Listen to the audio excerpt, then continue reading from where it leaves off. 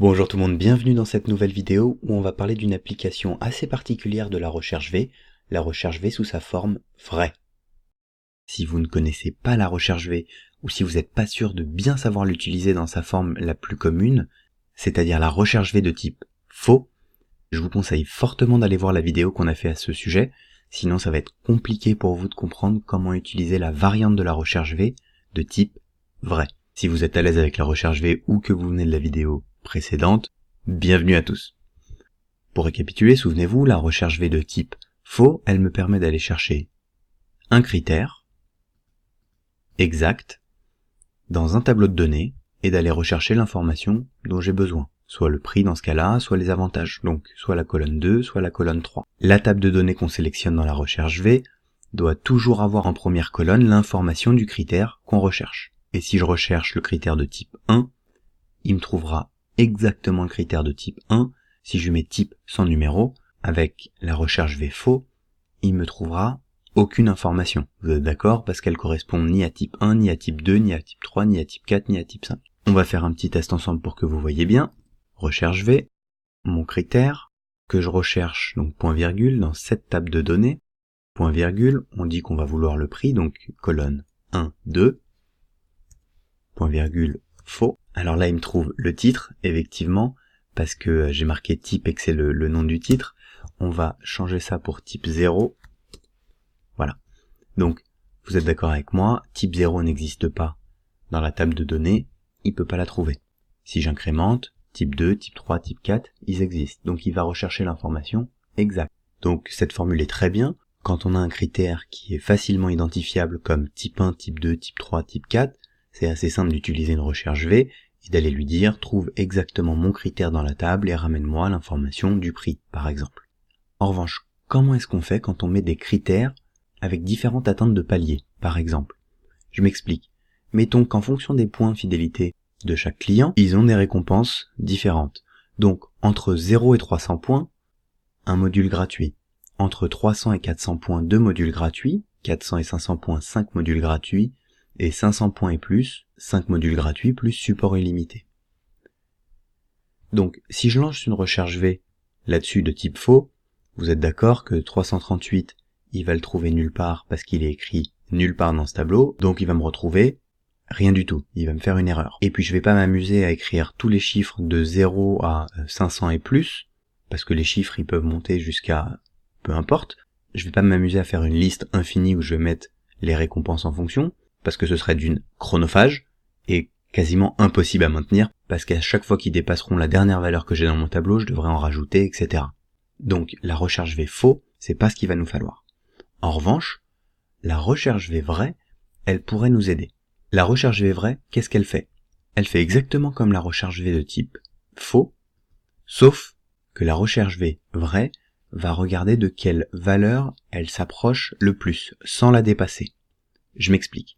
La recherche V vrai, elle va être capable d'aller regarder à l'intérieur de nos bornes, de 0 à 300, de 300 à 400, de 400 à 500, et 500 et plus, et de nous retrouver l'information qu'on recherche, là à savoir la récompense, en fonction du nombre de points, sans jamais qu'elle dépasse les bornes qu'on a mises en place.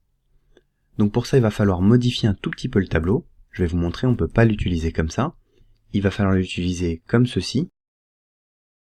Voici. On va mettre aussi nos récompenses juste là. Donc, qu'est-ce qui change avec ce tableau? Tout simplement, on lui dit à partir de 0 et ce jusqu'à 299, un module gratuit. Donc la recherche V vrai, elle va aller regarder si ces points-là est supérieur à ça. Si oui, il passe à la ligne d'après. Est-ce que c'est supérieur à ça? Pas du tout. Donc je reviens à ma ligne d'avant et j'ai bien un module gratuit. Là, 338, c'est supérieur à 300. Donc qu'est-ce qu'il va faire? Il va tout simplement regarder si 338 est supérieur à 0.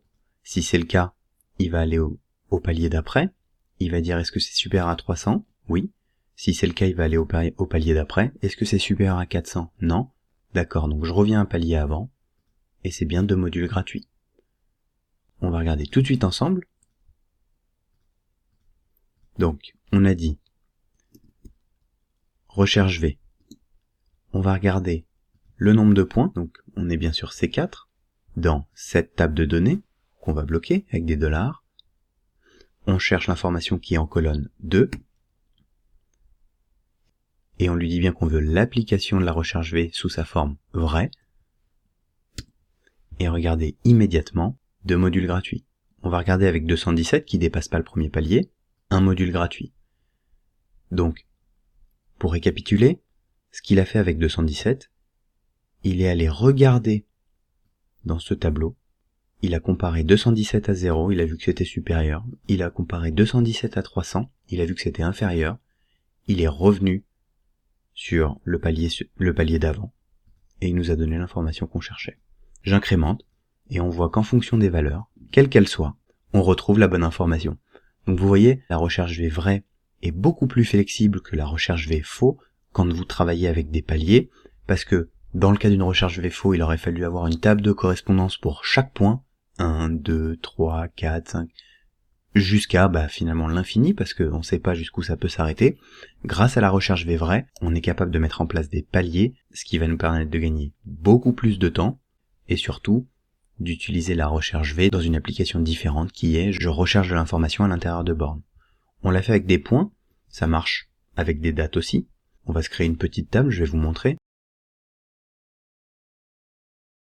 Parfait, donc j'ai fait tout simplement par semestre, par an, donc là j'ai le premier semestre 2018 jusqu'au deuxième semestre 2018, donc après on passe à l'année 2019, puis premier semestre 2019 jusqu'à la fin de l'année 2019.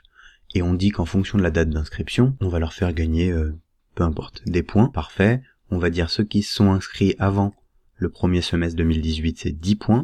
Ceux qui se sont inscrits à partir du premier semestre 2018, 7 points. Puis 4 points, 2 points, 2 points et 1 point. Donc on dit tout simplement, ceux qui se sont inscrits avant le 1er juin 2018, ils gagnent 10 points, grâce à leur longévité. À partir du premier semestre 2018 et avant le début d'année 2019, 7 points. 4 points pour ceux qui se sont inscrits dans le premier semestre 2019. 2 points ceux qui sont inscrits à partir du deuxième semestre 2019. Et 1 point pour premier semestre 2020. Pour l'instant ça sert à rien parce qu'on n'a toujours pas atteint, mais vous pouvez l'avoir préparé par exemple. Donc on va regarder. On va créer une petite colonne point ancienneté, comme ceci. Hop, on va mettre un peu en place. Ici, je vais juste tronquer pour être sûr que ça dépasse pas. Donc, on est reparti, recherche V. On ouvre la parenthèse. On veut voir la date d'inscription dans ce tableau de données. On va bloquer avec des $. L'information, elle est toujours en deuxième colonne. Donc on dit, en fonction de la date, trouve-moi le nombre de points. Et on veut l'application vraie. Donc, petite astuce, la recherche V par défaut, si j'omets de mettre le dernier argument, il considère que je veux utiliser dans sa version vraie.